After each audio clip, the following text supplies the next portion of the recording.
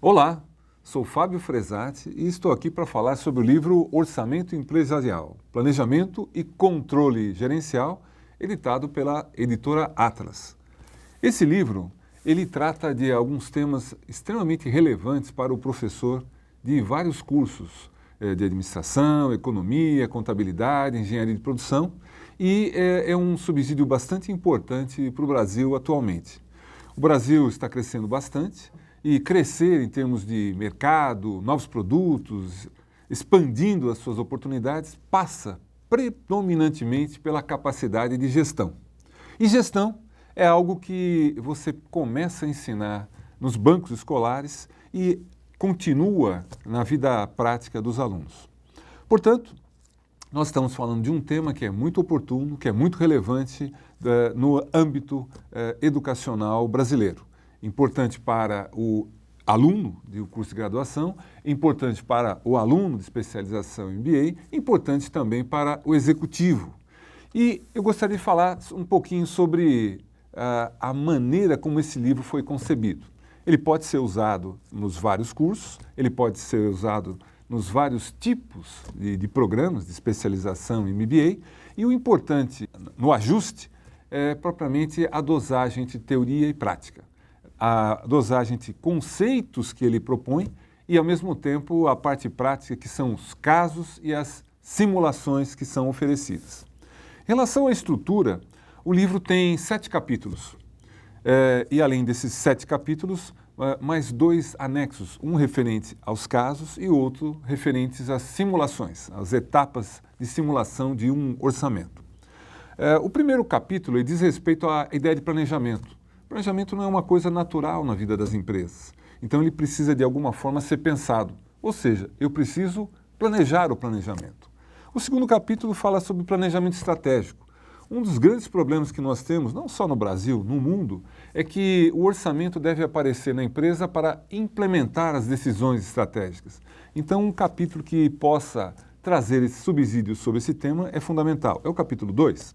O capítulo 3 trata o orçamento empresarial como um todo. A ideia é falar um pouquinho sobre o papel do orçamento, que é um instrumento muito flexível. Ele pode ser mais formal, menos formal, mais abrangente, menos abrangente. Pode ser usado com consequências na remuneração das pessoas ou não. Ou seja, dentro da organização, alguém precisa decidir como utilizá-lo. Capítulo 4 trata das etapas, na verdade, a etapa operacional do orçamento. Eu vou falar um pouquinho mais sobre ela daqui a pouco. Mas a ideia é que a gente possa separar partes desse orçamento e administrá-las de uma maneira adequada. O quinto elemento é a etapa financeira, que essa todo mundo conhece, essa todo mundo é exposto de alguma maneira. E certamente eu vou encontrar lá um balanço, uma demonstração de resultado e um fluxo de caixa que serão analisados. O capítulo 7º mostra tópicos que de alguma forma complementam ou podem aperfeiçoar o orçamento. São novos mecanismos que nós encontramos dentro da organização. E nós temos também os casos de ensino e os exercícios de simulação. Eu falei que eu ia falar um pouquinho mais sobre etapa operacional. O modelo que eu coloquei no livro, ele tem uma preocupação com instituições que têm um produto tangível, ou seja, empresas industriais. Não significa que ele não possa ser usado para outros segmentos, serviços ou então comércio, só que o modelo industrial ele é mais complexo. Então, do modelo mais complexo, eu posso chegar no modelo mais simplificado.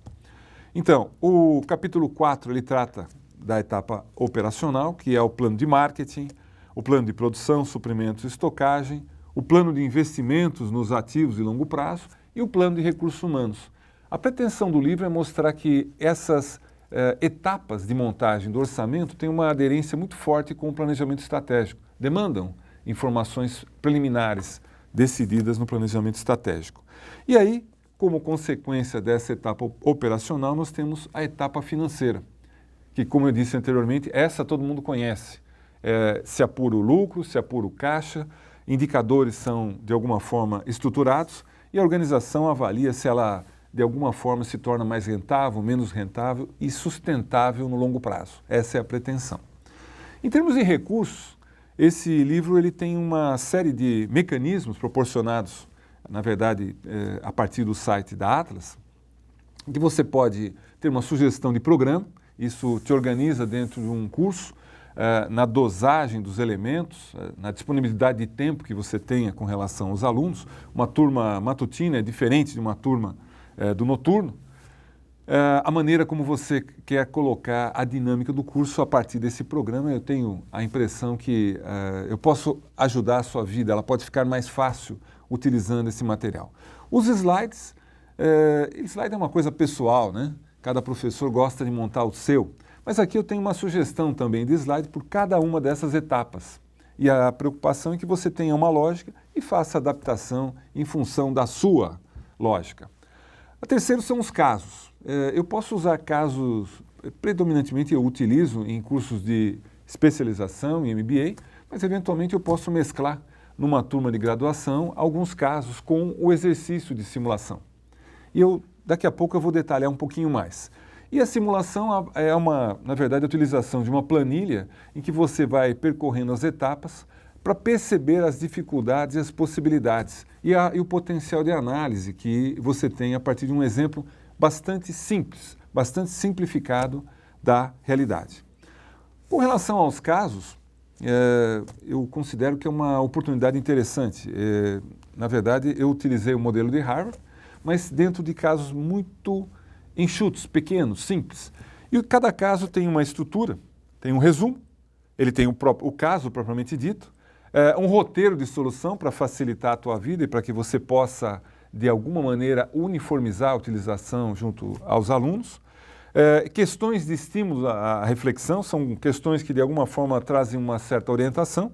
E além de utilizar em cursos de MBA, especialização, eu tenho usado como coaching ou como oportunidade para reciclar algum tipo de executivo ou algum herdeiro que está sendo preparado para fazer parte da gestão de uma organização. E os casos que foram colocados aqui são 10 casos, então um sobre Balance Scorecard, o outro questionando ou discutindo o papel do planejamento, o outro discutindo definições de metas na área comercial, enfim, 10 temas que de alguma forma estão ligados àquele material que eu apresentei anteriormente. E, dentre os recursos que eu mencionei, o último a ser mencionado é o da simulação através de uma planilha.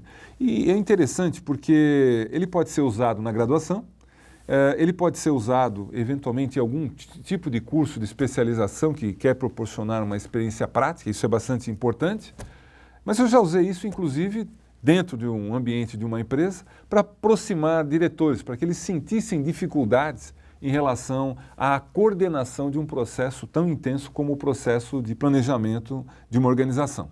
E a simulação ele tem, na verdade, 8 etapas, e essas 8 etapas elas são estruturadas para que a sequência seja percebida e utilizada da maneira como seria feito numa organização.